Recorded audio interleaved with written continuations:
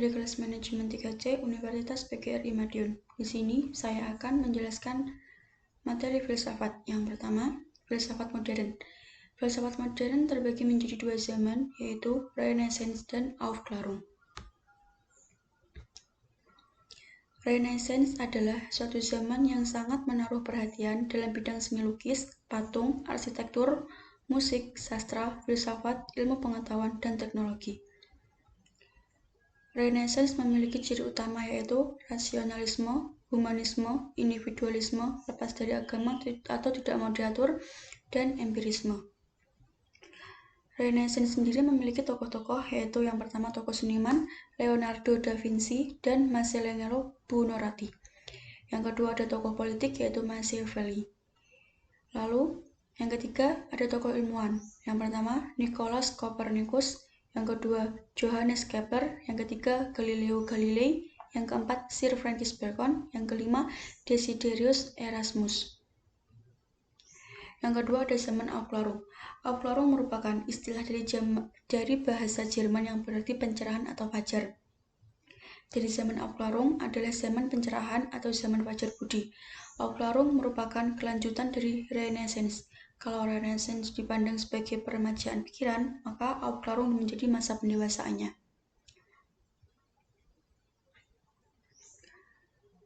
Dalam zaman ini juga banyak muncul tokoh-tokoh filsuf seperti G. Lecky, G. Berkeley, di Hume, di Prancis ada J.J. Rousseau.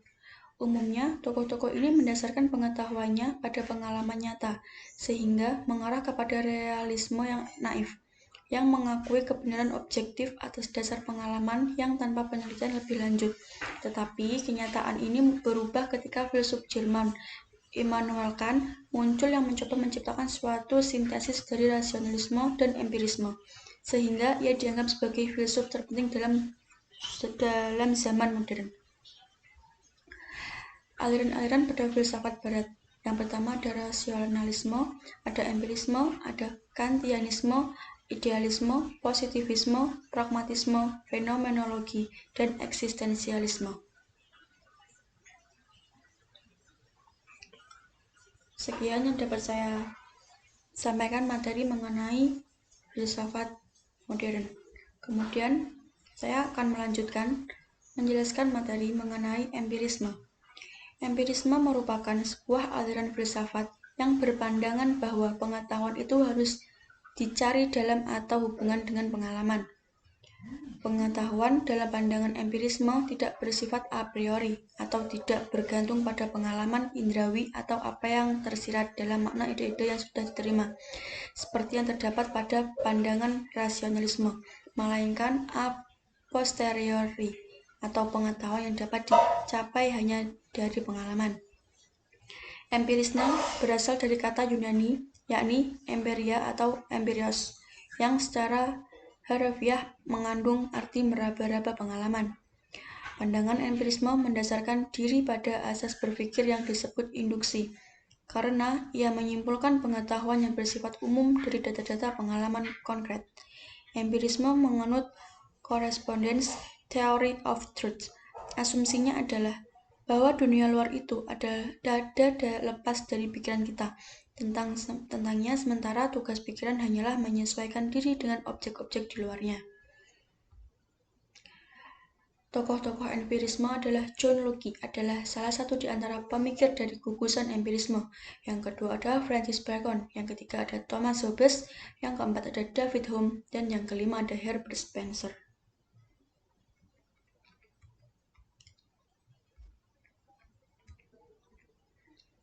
Kemudian saya akan menjelaskan tentang kritisme.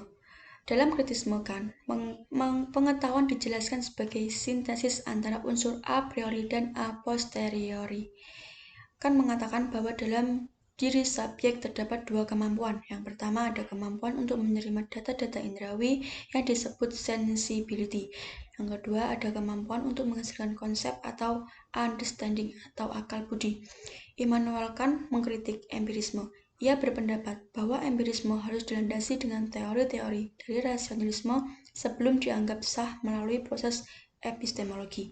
Itu merupakan penjelasan melalui bukunya yang berjudul Critique of Pure Reason atau kritik atas resiko murni. Anggapan Kant tentang empirisme bahwa empirisme atau pengalaman itu bersifat relatif tanpa adanya landasan teori. Kemudian saya akan menjelaskan mengenai rasionalisme.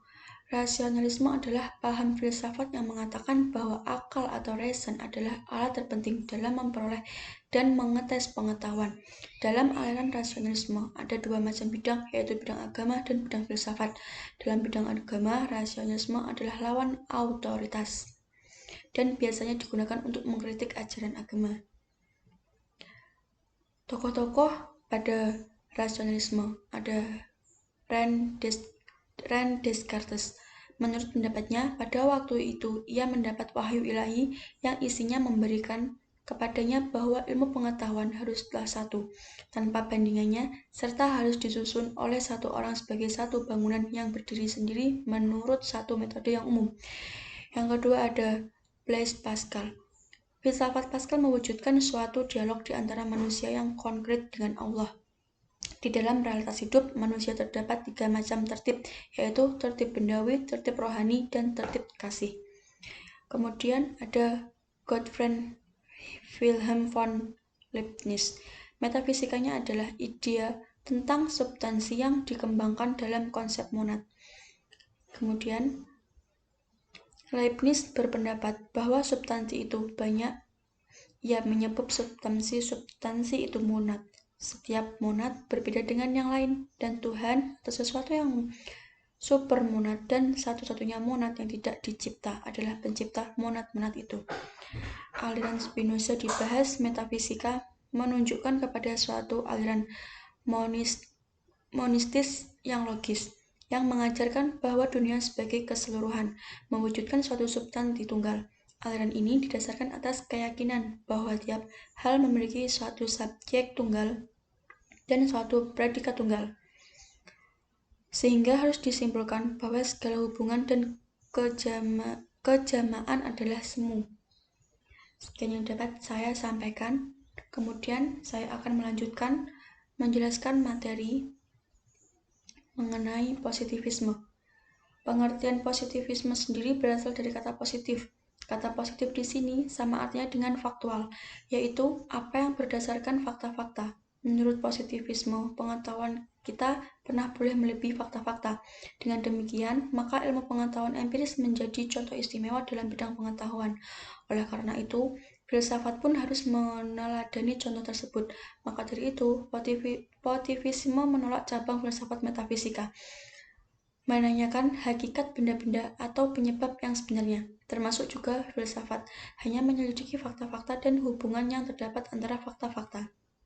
Jadi, positivisme adalah suatu aliran filsafat yang menyatakan ilmu alam sebagai satu-satunya sumber pengetahuan yang benar dan menolak aktivitas yang berkenaan dengan metafisik. Positivisme tidak mengenal adanya spekulasi, semua harus didasarkan pada data empiris. Positivisme dianggap bisa memberikan sebuah kunci pencapaian hidup manusia, dan ia dikatakan merupakan satu-satunya formasi sosial yang benar-benar bisa dipercaya kehandalan dan akurasinya dalam kehidupan dan keberadaannya masyarakat.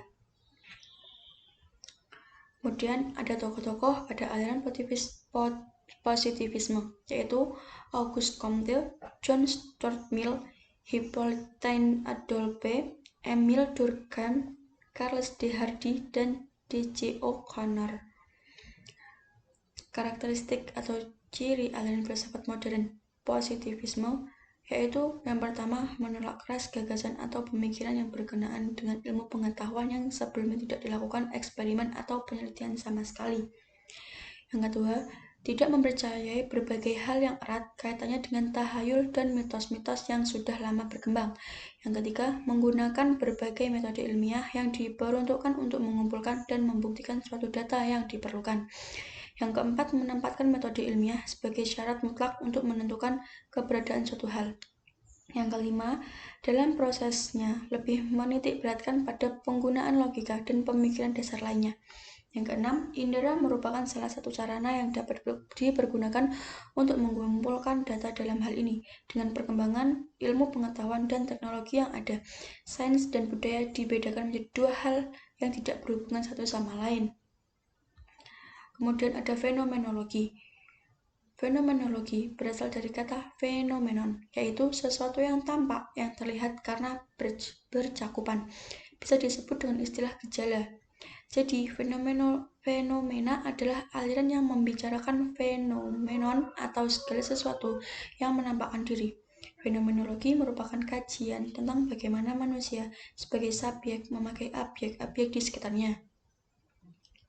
Fenomenologi merupakan kajian tentang bagaimana manusia sebagai subjek memaknai objek-objek di sekitarnya. Kemudian, fenomenologi memiliki tokoh-tokoh, yaitu yang pertama Edmund Husserl, yang kedua Max Kepler, yang ketiga Martin Heidegger. Karakteristik pada fenomenologi yang pertama, fenomenologi berkecenderungan untuk menentang atau meragukan hal-hal yang diterima tanpa melalui penelitian atau pengamatan terlebih dahulu, serta menentang sistem besar yang dibangun dari pemikiran yang spekulatif. Yang kedua, fenomenologi berkecenderungan untuk menentang naturalisme. Yang ketiga, secara positif, fenomenologi berkecenderungan untuk membenarkan pandangan atau persepsi. Yang keempat, fenomenologi cenderung mempacarai perihal adanya bukan hanya dalam arti dunia kultural dan natural, tetapi juga adanya objek yang ideal seperti jumlah dan bahkan juga berkenaan dengan kehidupan tentang kesadaran itu sendiri yang dijadikan sebagai bukti dan oleh karenanya harus diketahui. Yang kelima, fenomenologi memegang teguh prinsip bahwa periset harus memfokus diri pada sesuatu yang disebut menemukan permasalahan, sebagaimana yang diarahkan kepada objek dan pembetulannya terhadap objek sebagaimana ditemukan permasalahannya. Yang keenam, fenomenologi berkecenderungan untuk mengetahui peranan deskripsi secara universal, pengertian a priori atau eidetik untuk menjelaskan tentang sebab akibat, maksud atau latar belakang. Yang ketujuh, fenomenologi berkecenderungan untuk mempersoalkan tentang kebenaran dan ketidakbenaran mengenai apa yang dikatakan oleh Husserl sebagai transgenderal phenomenological epoche, dan penyederhanaan pengertiannya menjadi sangat berguna dan bahkan sangat mungkin untuk dilakukan.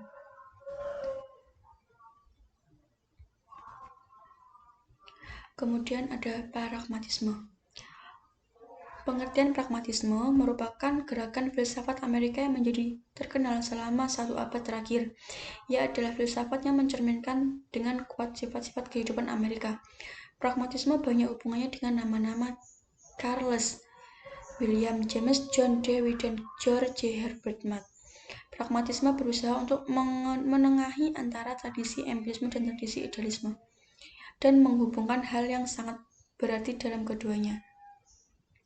Pragmatisme adalah aliran dalam filsafat yang berpandangan bahwa kriteria kebenaran ialah apakah sesuatu itu memiliki kegunaan bagi kehidupan nyata. Oleh sebab itu, kebenaran sifatnya menjadi relatif, tidak mutlak. Kemudian ada tokoh-tokoh pada aliran pragmatisme. Yang pertama ada Charles S. Peirce, yang kedua ada William James, dan yang ketiga ada John Dewey. Karakteristik pada pragmatisme yaitu memusatkan perhatian pada hal-hal dalam jangkauan pengalaman indrawi manusia. Yang kedua, apa yang dipandang benar adalah apa yang berguna atau berfungsi. Dan yang ketiga, manusia bertanggung jawab atas nilai-nilai dalam masyarakat. Kemudian ada realisme. Realisme adalah filsafat yang timbul pada zaman modern dan sering disebut anak dari naturalisme, dengan berpandangan bahwa objek atau dunia luar itu adalah nyata pada sendirinya. Realisme memandang pula bahwa kenyataan itu berbeda dengan jiwa yang mengetahui objek atau di luar-luar tersebut. Filsafat realisme adalah suatu objek yang tampak pada indera, maksudnya adalah tampak secara real. Realisme adalah pemikiran aliran klasik yang disandarkan oleh tokoh yang bernama Aristoteles yang cara memandang dunia dengan material. Pada prinsip realisme itu sendiri, cara memandangnya dengan nyata dan lebih real dalam dunia fisik dan rohani. Tokoh pada aliran realisme yaitu Aristoteles, yang kedua ada Bacon, yang ketiga John Coleman, dan yang keempat ada John Locke. Yang ketiga ada John Amos Comenius. Kemudian Karakteristik pada filsafat modern realisme adalah yang pertama ada mengangkat peristiwa keseharian yang dialami oleh orang kebanyakan. Yang kedua, menggambarkan masyarakat dan situasi kontemporer yang nyata dan khas dengan lingkungan keadaan sehari-harinya. Yang ketiga, karya realis menggambarkan manusia dari semua kelas dalam situasi dan kondisi aslinya. Yang keempat, realisme tidak setuju terhadap subjek seni yang dibesar-besarkan. Yang kelima, memiliki detail gambar yang menyerupai aslinya. Yang keenam, tidak menutupi kehidupan rakyat sederhana yang tidak memiliki rumah mewah atau pakaian mahal seperti kaum bangsawan. Prinsip dasar filsafat modern adalah modern berasal dari kata Latin moderna, yang artinya sekarang, baru, atau saat ini. Dari pengertian dasar tersebut, kita dapat mengasumsikan bahwa di dalam kehidupan modern muncul kesadaran waktu akan kekinian. Asumsi ini tidaklah berarti sebelumnya orang tidak hidup di masa kini, akan tetapi lebih tepat mengatakan bahwa sebelumnya orang kurang menyadari bahwa manusia bisa mengadakan perubahan secara kualitatif. Sebab keruntuhan filsafat modern yaitu proyek filsafat modern yang ingin menguasai dunia lewat satu pemikiran rasionalisme dan utuh. Setelah dievaluasi oleh beberapa filsuf, ternyata diketahui mengandung kelemahan. Tak heran jika kemudian bermunculan filsuf-filsuf yang mengkritisi proyek filsafat modern tersebut. Fenomena ini oleh beberapa kalangan dianggap sebagai suatu periode baru dalam sejarah filsafat, yaitu periode yang disebut postmodern. Lalu para filsuf yang mengkritik proyek filsafat modern dikatakan sebagai tokoh-tokoh filsafat postmodern. Terima kasih, sekian yang dapat saya sampaikan mengenai materi filsafat. Apabila ada kurang lebihnya saya mohon maaf. Terima kasih. Assalamualaikum warahmatullahi wabarakatuh.